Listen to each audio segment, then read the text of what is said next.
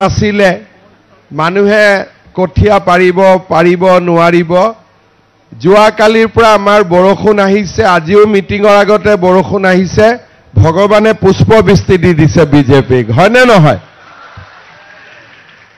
আজিৰ সভাত আমাৰ মাজত উপস্থিত সন্মানীয় মন্ত্ৰী ৰঞ্জিত কুমাৰ দাস ডাঙৰীয়া বিধায়ক ফণীধৰ তালুকদাৰ ডাঙৰীয়া প্ৰাক্তন মন্ত্ৰী ৰেখাৰাণী দাসবড়ো ডাঙৰীয়ানী অশোক ভট্টৰাই ডাঙৰীয়া অনুপ বৰ্মন ডাঙৰীয়া মহেশ দেউৰী ডাঙৰীয়া ভনিতা মেধি ডাঙৰীয়ানী ৰাম দাহাল ডাঙৰীয়া শৰৎ শৰ্মা ডাঙৰীয়া দিনেশ বসু ডাঙৰীয়া বুবুল সিং ব্ৰহ্ম ডাঙৰীয়া ৰিদীপ ডেকা ডাঙৰীয়া ব্ৰজেন মহন্ত ডাঙৰীয়া উপস্থিত আমাৰ বিভিন্ন বুথ আৰু শক্তি কেন্দ্ৰৰ পৰা অহা কাৰ্যকৰ্তা বন্ধু বান্ধৱীসকল আৰু মোৰ সন্মানৰ বয়োজ্যেষ্ঠ নাগৰিকসকল আজি আমাৰ আদলাবাৰী ৰাজহুৱা খেলপথাৰত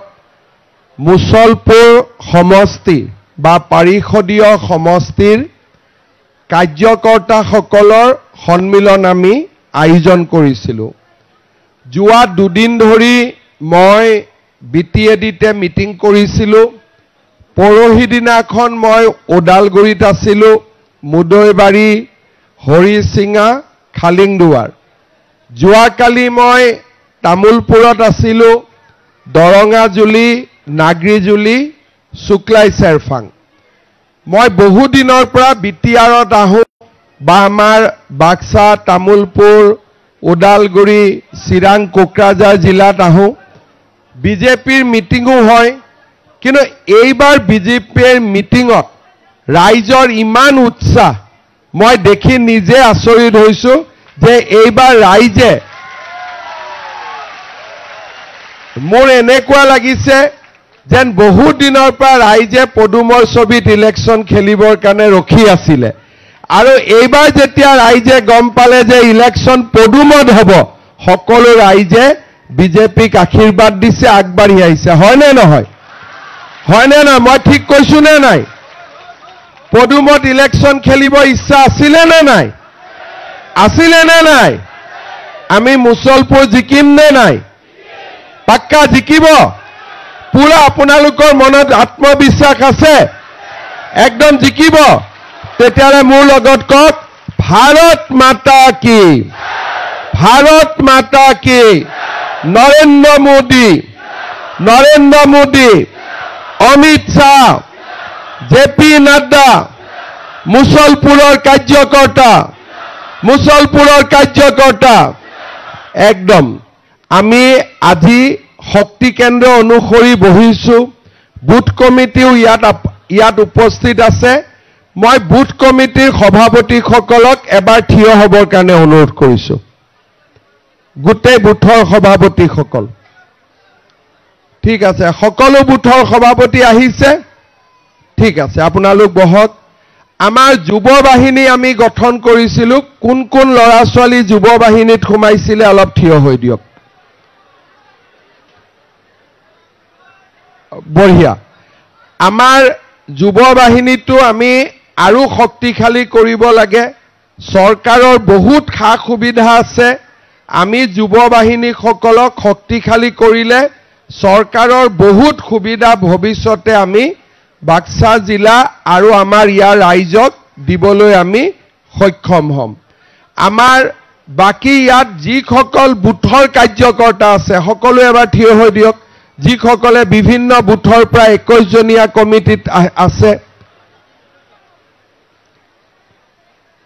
বঢ়িয়া সকলো বহক শ্ৰদ্ধা ৰাইজ মই আপোনালোকক কেইটামান কথা কম আপোনালোকে কথাখিনি অনুভৱ কৰিব আৰু আগন্তুক বিটিআৰ নিৰ্বাচনৰ কাৰণে আপোনালোক সাজু হ'ব প্ৰথমতে আমাৰ বিটিআৰৰ নিৰ্বাচন কেতিয়া হ'ব আমি এটাই বিচাৰিছোঁ যাতে বিটিআৰৰ নিৰ্বাচন দুৰ্গা পূজাৰ আগত অনুষ্ঠিত হয় কাৰণ দুৰ্গা পূজাৰ পিছৰ পৰা অক্টোবৰ, নৱেম্বৰ, ডিচেম্বৰ, জানুৱাৰী, ফেব্ৰুৱাৰী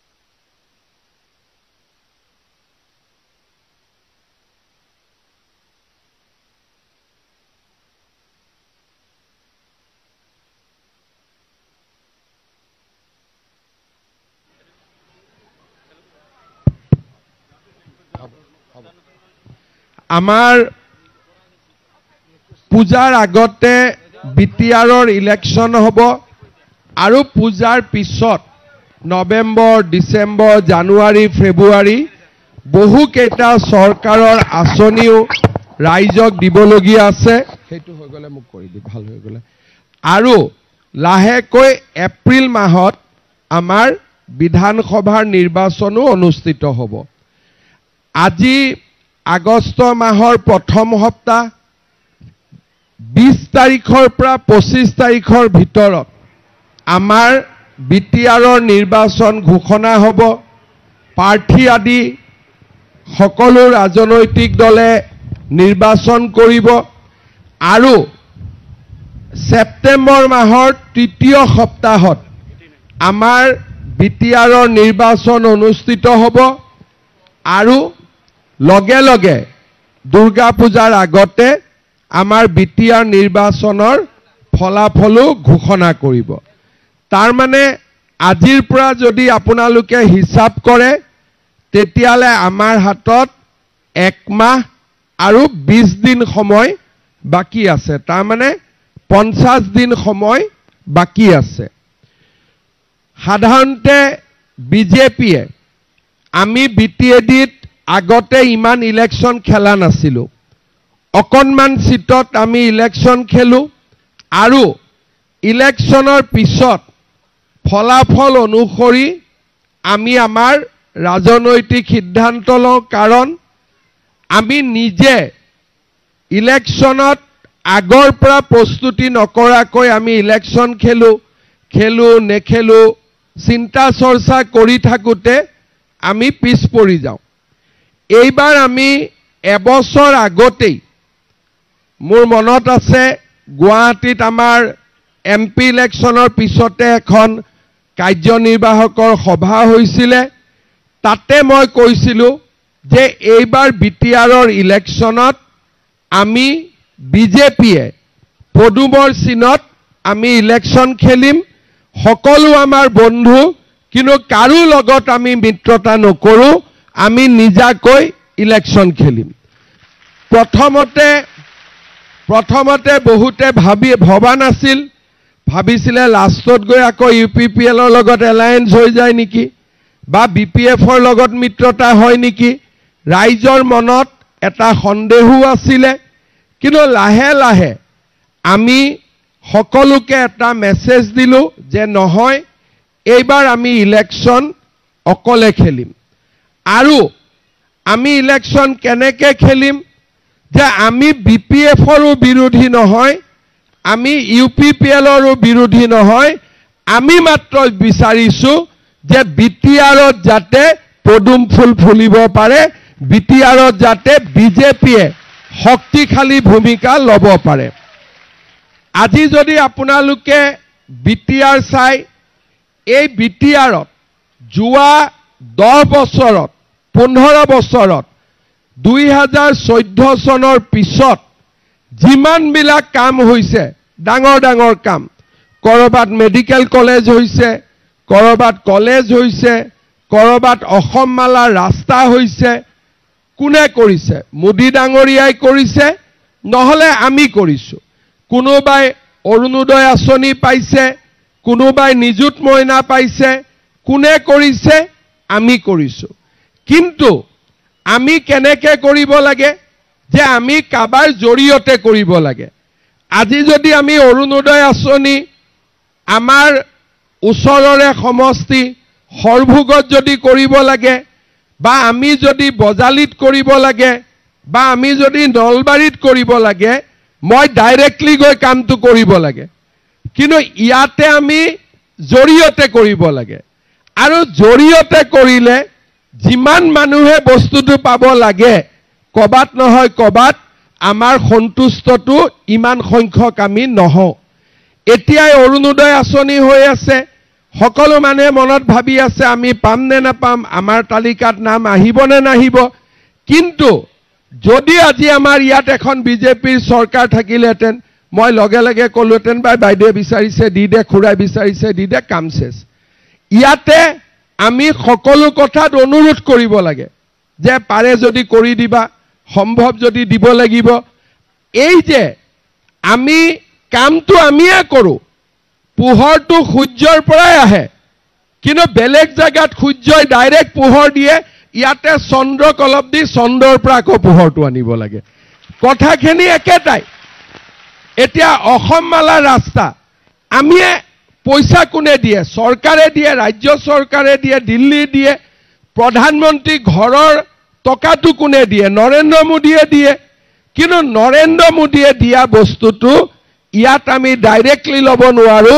ইয়াত আমি ঘূৰাই ঘূৰাই বস্তুটো ল'ব লাগে যেতিয়া ঘূৰি ঘূৰি যায় তেতিয়া যিমান পাব লাগে আমি ইমান নাপাওঁ সদায় মানুহৰ মনত দুখ থাকে যে সবে পালে নলবাৰীটো হ'ল বজালিটো হ'ল ৰঙিয়াটো হ'ল আপোনালোকৰ সম্পৰ্কীয় মানুহবিলাকো সবতে আছে বোলে সকলোতে হ'ল আমাৰ ইয়াত নহয় তেতিয়া মানুহৰ মনত এটা ধাৰণা হয় যে বিটিআৰ হোৱাৰ কাৰণে আমাৰ এই কষ্ট হৈছে কিন্তু আসলতে বিটিআৰ বেয়া নহয় বিটিআৰৰ নিয়ম কি যে দিল্লীৰ পৰাও টকা পাব দিছপুৰৰ পৰাও পাব কোকৰাঝাৰৰ পৰাও পাব তাৰমানে তিনটা জায়গাৰ পৰা পাব এতিয়া যদি আপোনালোকে চাই অসমত চাকৰি ওলাইছে বিটিআৰৰ লৰাই দিছপুৰৰ চাকৰিটো আবেদন কৰিব পাৰে আৰু কোকৰাঝাৰৰ চাকৰিটো আবেদন কৰিব পাৰে কিন্তু জালুকবাৰীৰ লৰাই শিৱসাগৰৰ লৰাই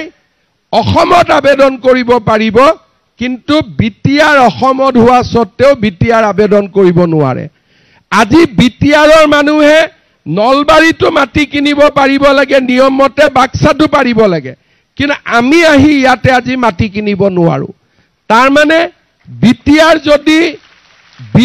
যদি আমি ভাল কৰি পৰিচালনা কৰিব পাৰো তেতিয়া হলে মানুহৰ মনত কোনো কষ্টই নাথাকে মানুহৰ কাৰণে অসমখনো খোলা বিটিআৰো খোলা দিল্লীও খোলা কিন্তু আজি 2003 চনৰ পৰা মানুহে কাগজত লিখা কথাখিনি মানুহে অনুভৱ কৰিব পৰা নাই কওঁতে ঠিকে আছে কিন্তু কথাবোৰ নহয় কিয় নহয় কাৰণ বিটিআৰত সকলো শ্ৰেণীৰ মানুহে নিজক জড়িত কৰিব পৰা নাই 26টা জনগোষ্ঠী আছে আমি সকলোৱে কৰবাত কষ্ট পাওঁ এতিয়া যদি মই মানুহক কওঁ যে এই কামটো দিছপুৰৰ পৰা হ'ব লাগে নে কোকৰাঝাৰৰ পৰা হ'ব লাগে সবেই ক'ব যে দিছপুৰৰ পৰা হ'লে ভাল আমি পাম কিন্তু এই ধাৰণাটো কেতিয়া পৰিৱৰ্তন হ'ব যেতিয়া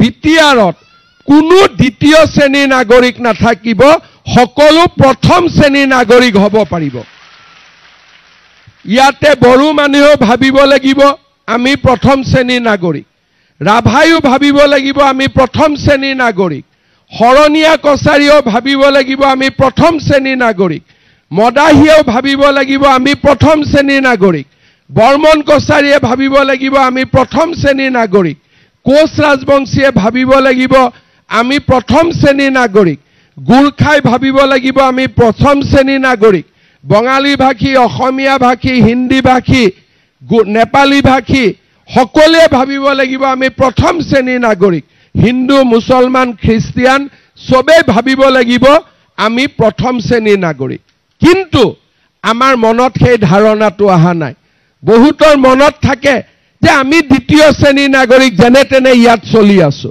কিন্তু একবাৰ যদি বিজেপি শক্তিশালী হৈ বিটিআৰত আগবাঢ়ি যাব পাৰে সকলো প্ৰথম শ্ৰেণীৰ নাগৰিক হৈ যাব ইয়াত আৰু দ্বিতীয় শ্ৰেণীৰ নাগৰিক কোনো নাথাকিব বিটিআৰ গঠন হোৱা 2003ত বিটিআৰ গঠন হ'ল মই নিজে ওচৰৰ পৰা চাই আছো পৰিবেশ এই পৰ্যায়ত অহা নাছিলে বহুতে আপত্তি কৰে যে বিজেপিয়ে কিয় আগত ইলেকশ্যন খেলা নাছিল কিয় খেলা নাছিল কাৰণ আমাৰ প্ৰথম দায়িত্ব যে মানুহৰ মাজত যাতে সংঘৰ্ষ নহয় মানুহৰ মাজত যাতে কাজিয়া পেচাল নহয়, বোমা বিস্ফোৰণ গুলি বাৰুদ নহয়। জীয়াই থাকিলেহে অধিকাৰ থাকিব। মৃত মানুহৰটো অধিকাৰ নাথাকে, জীৱিত মানুহৰহে অধিকাৰ থাকে। মৰা মানুহৰ ক'ৰবাত অধিকাৰ থাকে নেকি? মৰা মানুহৰটো অধিকাৰ নাথাকে, জীৱিত মানুহৰ অধিকাৰ থাকে। মোৰ প্ৰথম লক্ষ্য আছিল যে BTADত কোনো জাগাত গুলিকাণ্ড হ'ব নালাগে, বোমা বিস্ফোৰণ হ'ব নালাগে, কোনো জাতিৰ মাজত কাজিয়া হ'ব নালাগে। এইটো আছিল প্ৰথম দায়িত্ব। আজি 2001 চনৰ মে মাহত মই মুখ্যমন্ত্ৰী হলোঁ। 4.5 বছৰ হ'ল BTRত এটাও গুলিবৰ্ষণ হৈছে নেকি আপোনালোকে কওক? হোৱা নাই। কৰবাত বোমা বিস্ফোৰণ হৈছে নেকি? কৰবাত আন্দোলন হৈছে নেকি? কৰবাত মানুহৰ মাজত গোষ্ঠীগত সংঘৰ্ষ হৈছে নেকি? হোৱা নাই। তাৰ মানে আমি যি ধৰণে বিচাৰিছিলোঁ প্ৰথম পৰ্যায়ত আমি সফল হলোঁ যে এতিয়া আজি এনেকে আমি বিজেপিৰ মিটিং কৰিছোঁ। ইয়াত যিসকল বয়োজ্যেষ্ঠ আছে তেওঁলোকে কওক আগত ইলেকশ্যনৰ মিটিং হৈছিল নেকি? বন্দুক লৈ আহে, যাক ভোট দিব লাগে তাকে ভোট দিব লাগে, কোনেও ইয়াত কেম্পেইনে নকৰিছিল। মোৰ এতিয়াও মনত আছে 1996 চনত 2000 চনত আমাৰ প্ৰমীলা বাইদেউ ইলেকশ্যন জিকে 98% ভোট লৈ পেলায়। সবে ভোট দি দিয়ে, কাৰণ ভোট নাছিলেই। ভোট দিবৰ কাৰণে মানুহৰ পৰিৱেশে নাছিল। লাহে লাহে আজি এটা পৰিৱেশ নিৰ্মাণ হ'ল যে আজি বিজেপিয়েও মিটিং কৰক, মিটিঙৰ পিছত কোনেও গৈ নধৰে, এই ক'ৰ মিটিঙত গৈছিলি? আজি সেই পৰিৱেশ নাই।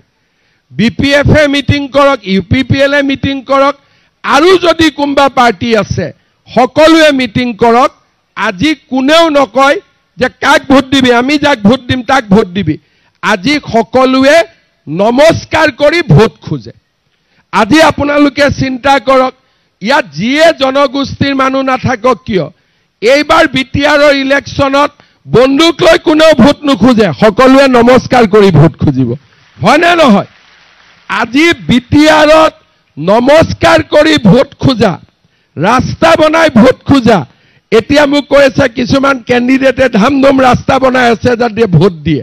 তাৰ মানে আজিৰ পৰা 5 বছৰ আগলৈকে বন্দুক দেখুৱাই ভোট খোজা মানুহবিলাকে আজি ৰাস্তা বনাই পেলাই ভোট খুজি আছে। সেইটোৱে হ'ল নৰেন্দ্ৰ মোদীৰ সফলতা, সেইটোৱে হ'ল আমাৰ সফলতা।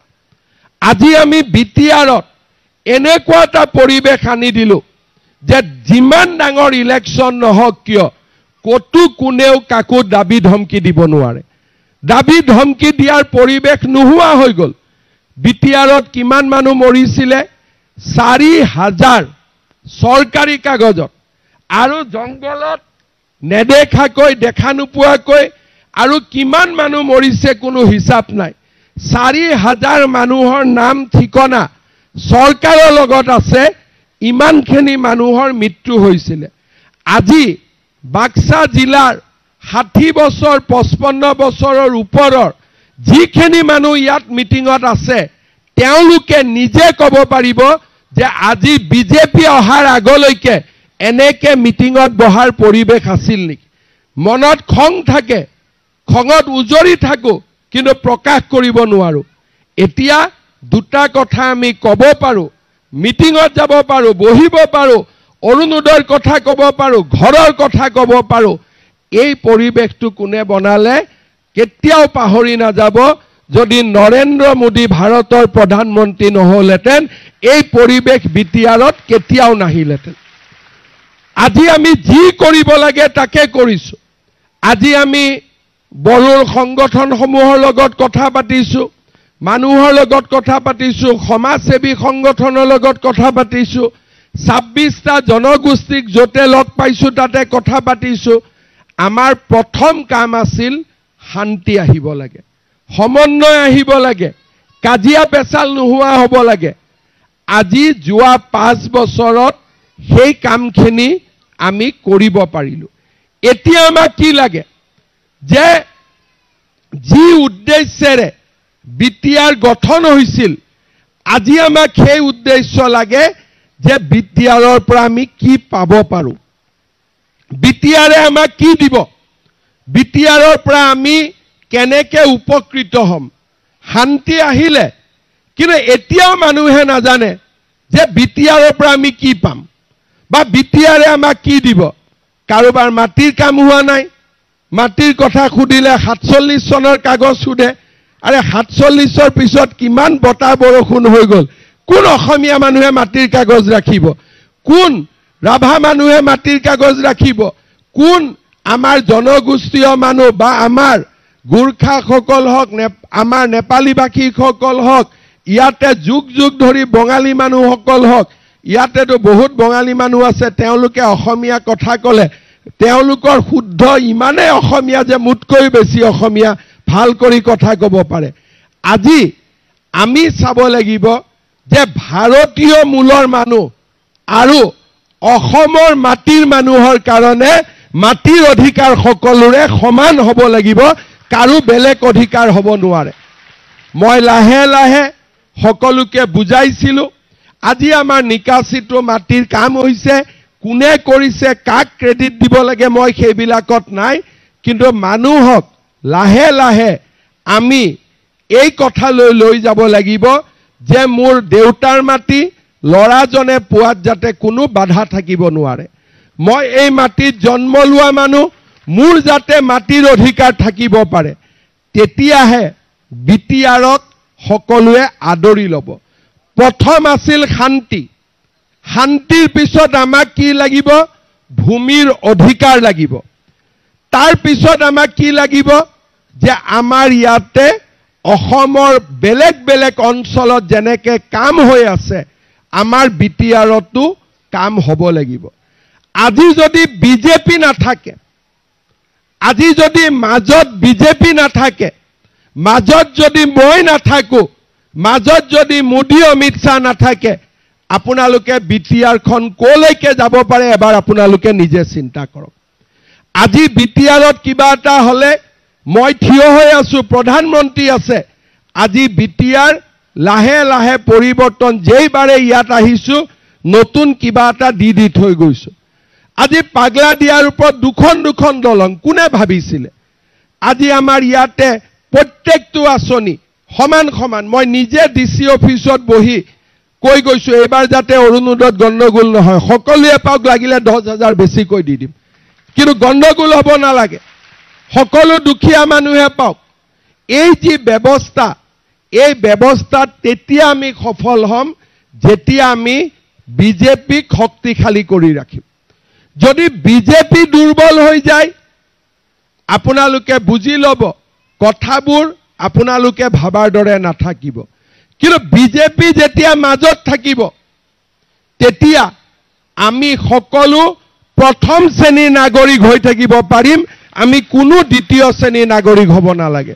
ইয়াত কেণ্ডিডেটৰ কথা নাই, মোৰ কাৰণেতো সহজ আছিল, আমাৰ ইলেকশ্যনৰো দৰকাৰ নাথাকে। মই হাগ্ৰামাক ক'লোহেঁতেন, বাবা তই জিকিলে আমি তোৰ লগত আছো, প্ৰমোদক কম বাবা তুমি জিকিলে আমাৰ লগত আছো, আমাৰ কাৰণেতো অসুবিধা নাই।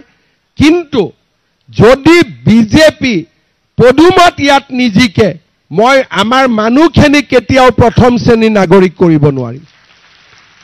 সেইবাবে এইবাৰ আমি কৈছো যে কোনো আমাৰ শত্ৰু নহয়, কিন্তু আমি এবাৰ বিজেপিক শক্তিশালী কৰি কোকৰাঝাৰলৈ পঠিয়াব খুজিছো। আৰু সেইকাৰণে সকলোৱে এইবাৰ কাৰো লগত কাজিয়া পেচাল নাই, কাকো সমালোচনা নাই। যোৱা মই ওদালগুৰি, তামোলপুৰ ইয়াতে মই মিটিং কৰিছো, ক'তো মই কোৱা নাই যে বিটিআৰক ইমান টকা দিছিলো, ক'ত গ'ল টকা? বিটিআৰক ইমান ঘৰ বনাব টকা দিছিলো, ক'ত গ'ল? ঘৰ নবনিল কিয়? 10টা কথা মই সমালোচনা কৰিব পাৰো, কিন্তু বিটিআৰ সমালোচনাৰ জায়গা নহয়, স্পৰ্শকাতৰ অঞ্চল। মই যদি মুখ্যমন্ত্ৰী হিচাপে ইয়াত আহি খেলি মেলি কথা ক'ব আৰম্ভ কৰোঁ, মোৰ একো নহয়, মইতো হেলিকপ্টাৰত গুচি যাম, থকা মানুহখিনিৰ অসুবিধা হ'ব।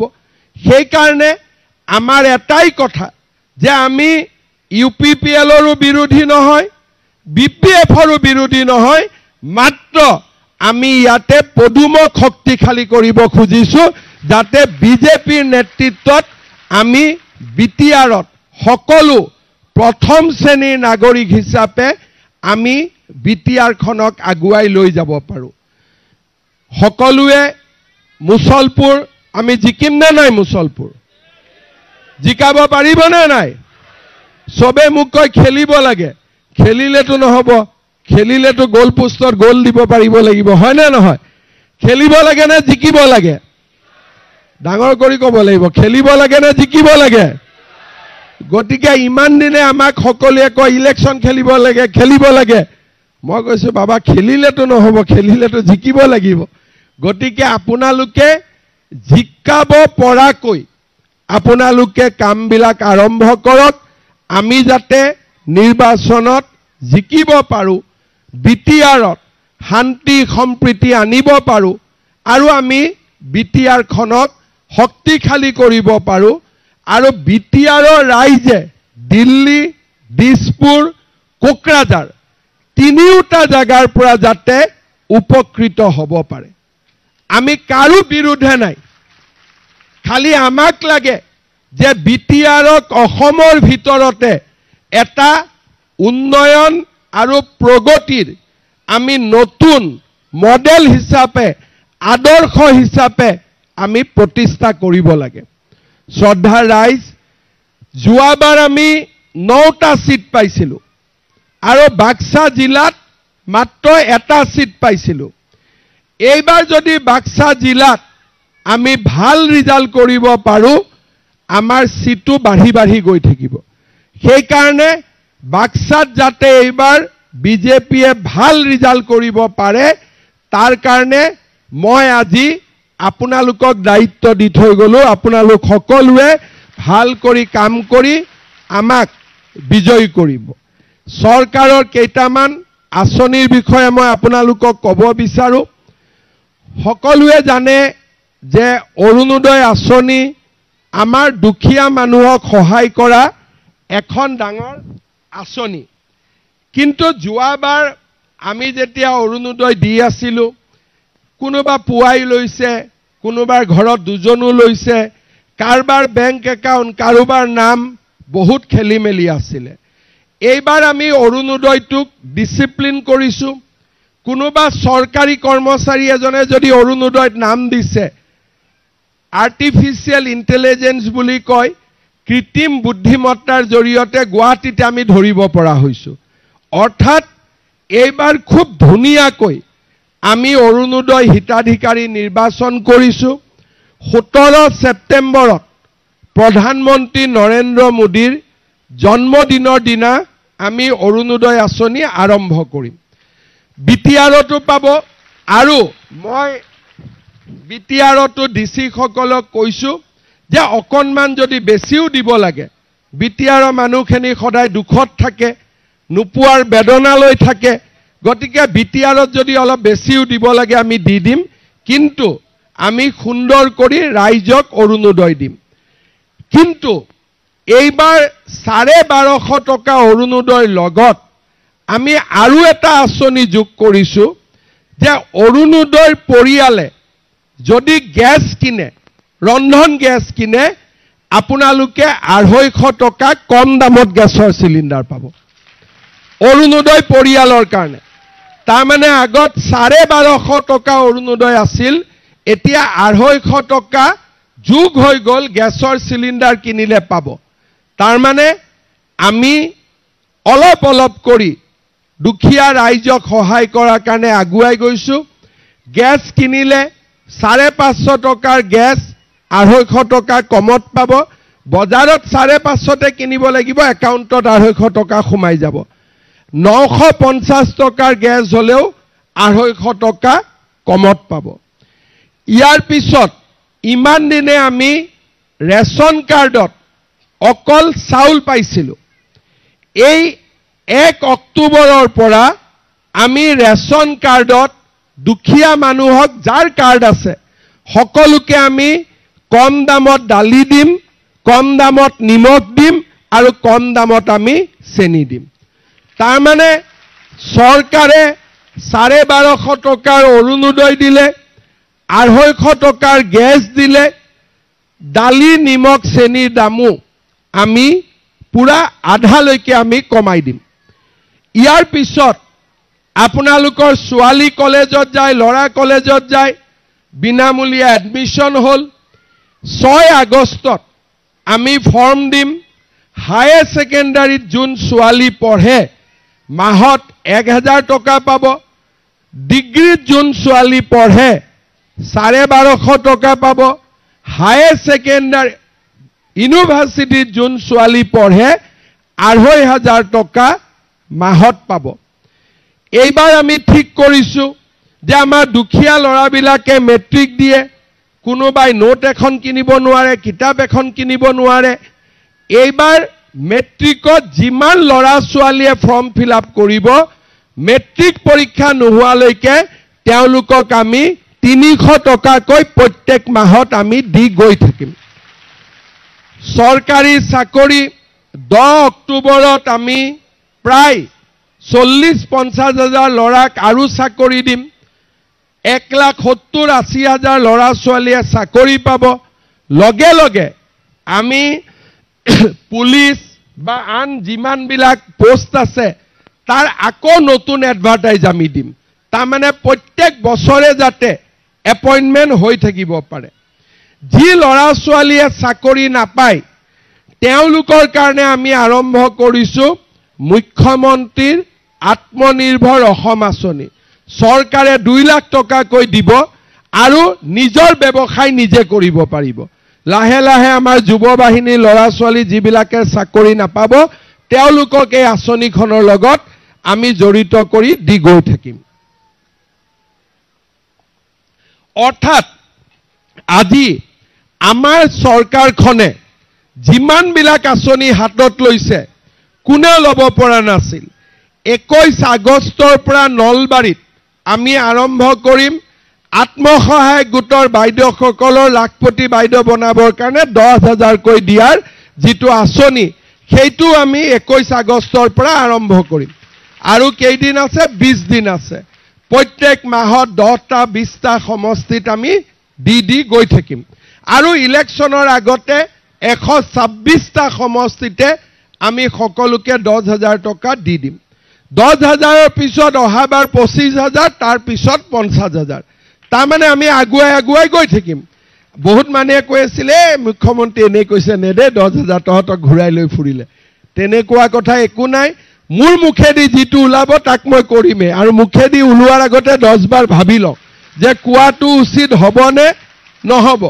যেতিয়া মই 1 লাখ চাকৰি দিম বুলি কৈছিলোঁ কোনে বিশ্বাস কৰিছিলে? এতিয়া মানুহক 2 লাখ বুলি ক'লেও বিশ্বাস কৰিব। কিয়? আগৰ কামটো আমি কৰি দেখুৱালোঁ। কিন্তু এটা আমাৰ কাম আছে। অসমত যেতিয়া চাকৰি ওলায় এতিয়া সকলো মানুহে জানে যে এই চাকৰিত কোনেও টকা পইচা নলয়।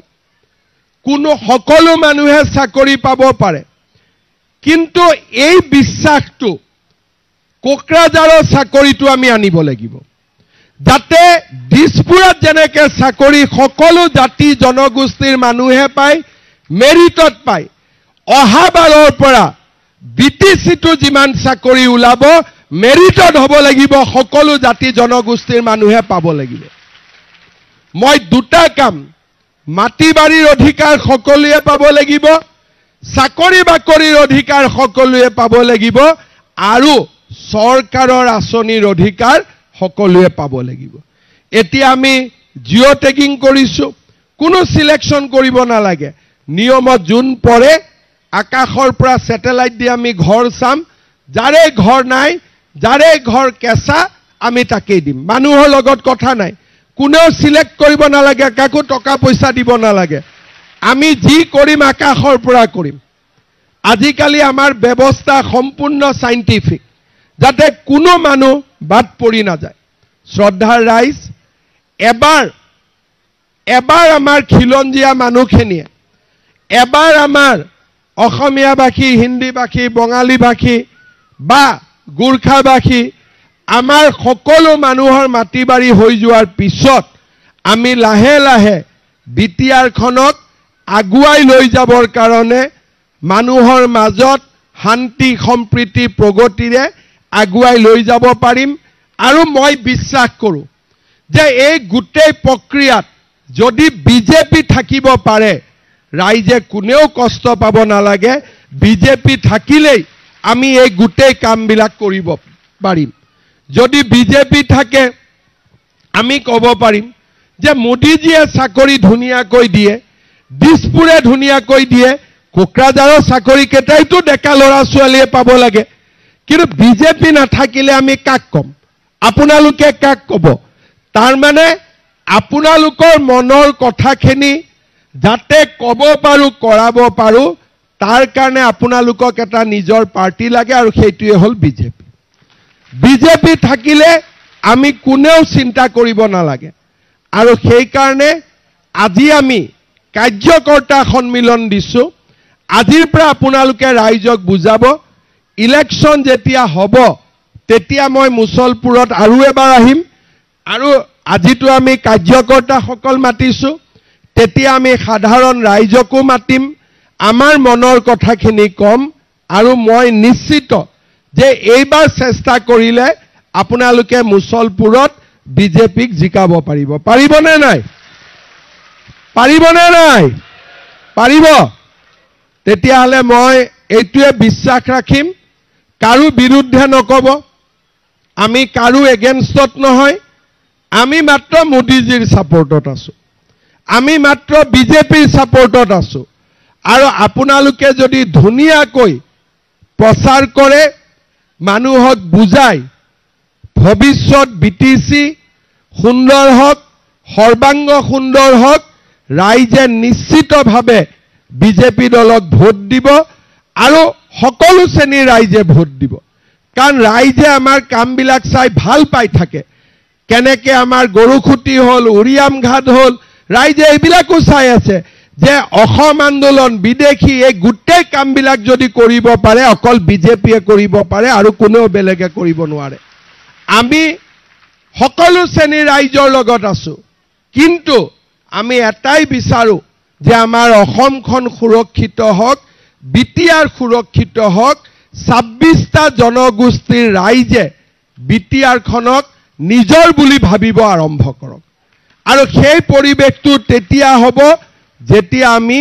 বিজেপিক শক্তিশালী কৰিব পাৰিম আজি মোৰ সঁচাকৈ মোৰ বহুত ভাল লাগিছে যে আমাৰ সকলো ৰাইজ আদলাবাৰী মানিকপুৰ গোটেইখিনি ইয়াৰ যি শক্তি কেন্দ্ৰ গোটেইকেইটা কদমতলা গোটেইবিলাক ইয়াত ধুনীয়াকৈ আহি বহিছে বহুত দূৰৰখিনি মই চকু দি মনিব পৰা নাই বেলগুৰি পথাৰ যিখিনি চকু দি দেখিছোঁ আৰু আমবাৰী আৰু যিখিনি চকু দি দেখা নাই নামখিনি লোৱা নাই সকলো শক্তি কেন্দ্ৰৰ পৰা আপোনালোক আহিছে ভিচিডিচিৰ পৰা আহিছে সুন্দৰ কৰি বিজেপিক জিকাই দিয়ক ইলেকশ্যনৰ মাজত মই আকৌ এবাৰ আপোনালোকৰ মাজত আহিম আৰু আহিয়ে থাকিম আৰু এবাৰ মই ইলেকশ্যনৰ মাজত আপোনালোকৰ মাজত আহিম এইখিনিৰে মই আপোনালোকক আজিৰ সুন্দৰ কাৰ্যকৰ্তা সন্মিলনখন অনুষ্ঠিত কৰাৰ বাবে বাক্সা জিলা বিজেপি আৰু মুছলপুৰৰ কাৰ্যকৰ্তাসকলক ধন্যবাদ জনাইছো